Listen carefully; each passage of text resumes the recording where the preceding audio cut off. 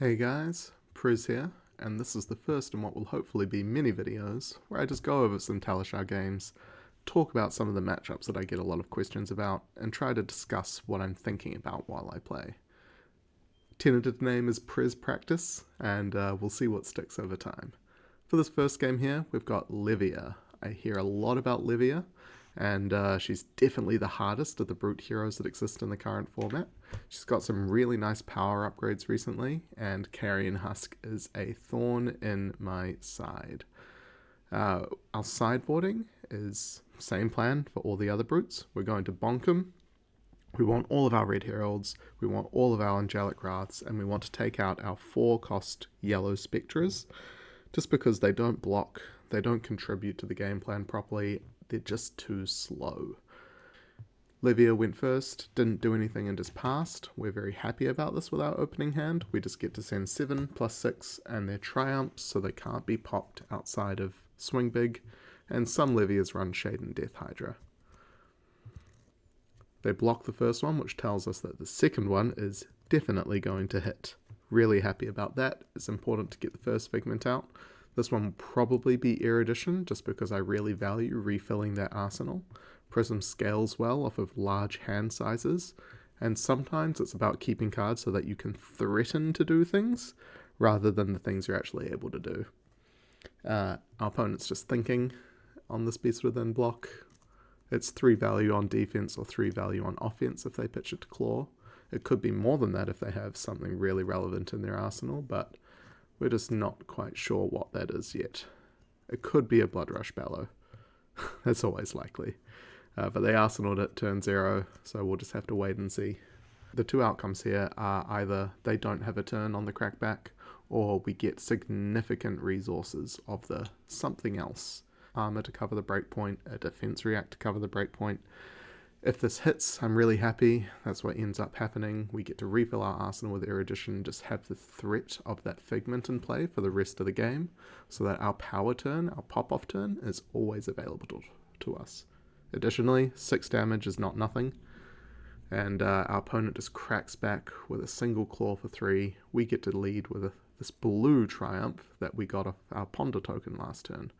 I'd rather it was a red, but I'm just happy it's a triumph. It's the most important card in this matchup, and it's really the one that your brute matchup lives and dies on. We're just going to fetch War here. Our opponent no blocks, which does make me start to think there's a Blood Rush Bellow in our future. So we're just going to get our 4 defensive value and our 4 offensive value. And there's there are worlds in which I attack with this last Herald, but I'd much rather hold this Wrath and just IP ourselves. And the reason for that is that Wrath is most powerful when you're using it to get around your opponent's attempts to interact with you, being blocking. Especially while that Carrion Husk sits in play, I'm really incentivized just to have a Wrath available, so that when your opponent stumbles and just thinks about it and just says, ooh, it's really tempting, they're attacking for 6 with a yellow Herald, we can just put Husk in front of it, be done. You get to say, actually, no, how about you take 3 and I get all my on hits instead.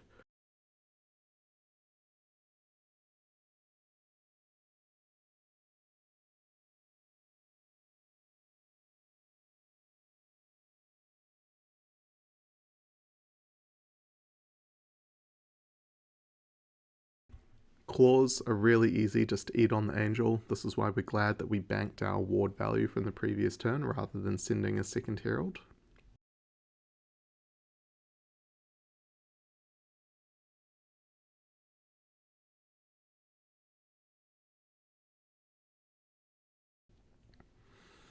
We're just going to eat this claw because there are 4 more cards to worry about and we need to think about the on-hits our opponent can present. Blue Dread Screamer. Okay, this is actually quite bad. This is the point where I'm thinking that even though this is just a blue and it's only 6, this is still representing another 8 to 10 damage on the final chain link behind it. My hand's not amazing. This is the point where I'm thinking about just converting it into 12 value and stopping the bleeding. The fact that our Ward 4 was able to get full value is really important, because this way we just get to keep our life total high, probably tank another 2 to 4 damage here. Looks like it's going to be 2. This is coming in for 8. We just put 6 in front of it, be happy. stay on a healthy life total so that we can tank a turn and swing tempo back in our favor later. The Courage token in play is just going to sit there, and it combos really well with the Wrath in our arsenal.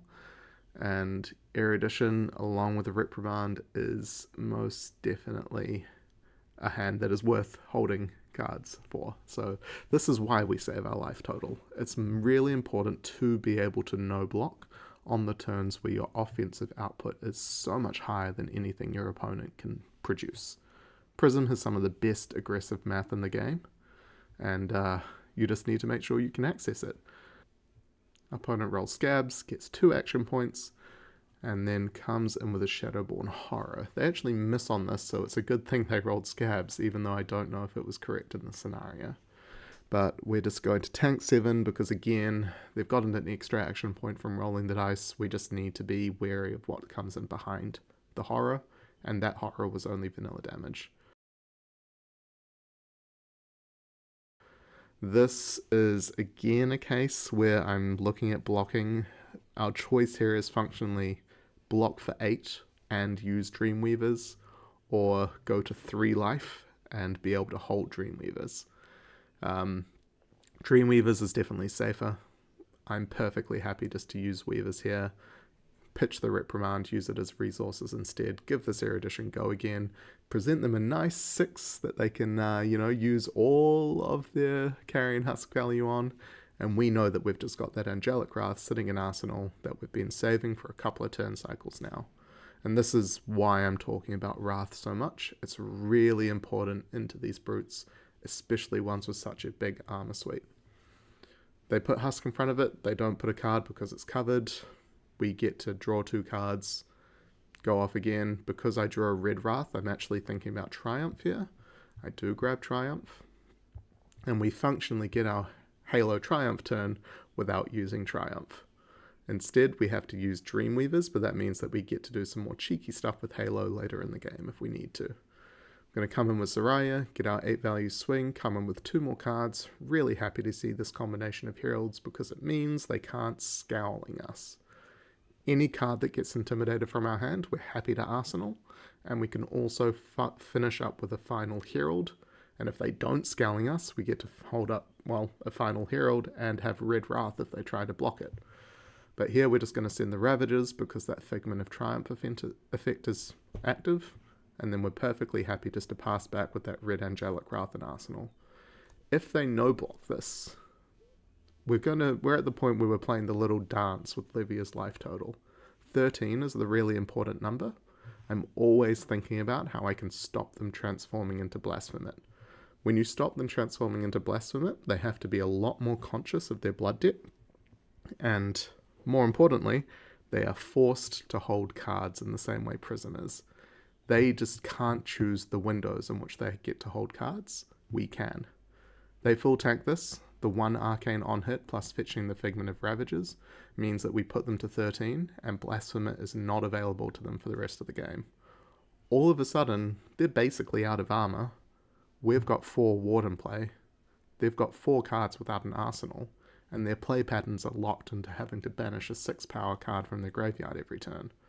We draw another Triumph. We're off to the races. This is a really good scenario for us. See if Scabs can bail them out. 1, no. 3, no. Lucky. They come in with a Bloodrush Bellow, pitching a red.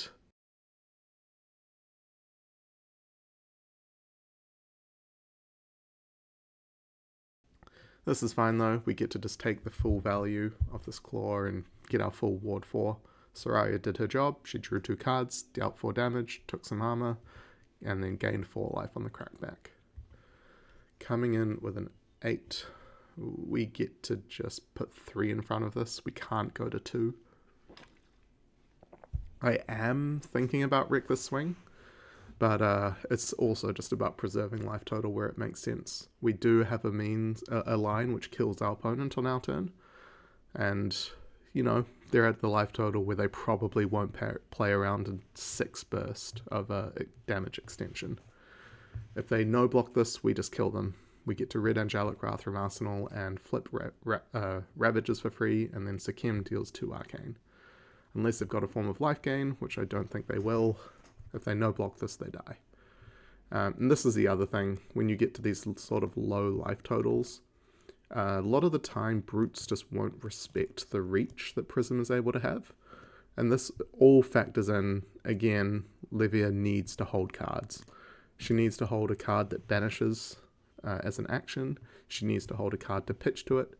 At the very least, she has to hold 2 cards. She has to have 6s in the grave. She needs to get 6s in the grave. Because of that, they're often constrained on the cards that they're able, or rather have to hold in hand.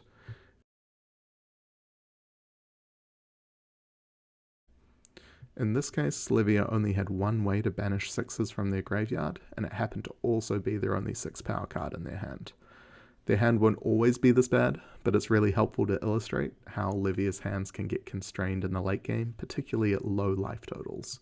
When they have to hold cards to be able to pitch, to be able to play, they have to hold a way to banish cards from their graveyard, and do all of that while triggering Phantasm consistently, you're just putting a lot of pressure on their resources. They couldn't do anything else this game, they didn't respect the reach we had available, and we got to Xaxes them as a result. Even if they had just put Scavs in front of this and lived on 1, we would have been in a really good spot because they would have had lethal Blood Debt every single turn, and every single 6 we take from their hand with Phantasm would have been insane, until eventually, well, we find a Triumph and get to take multiple cards instead. This is the first one of these gameplay and commentary videos I'm making, so let me know if you can come up with a better name than Prez Practices in the comments below. Otherwise, I hope you enjoyed, thanks for watching, and I'll see you next time. Cheers guys.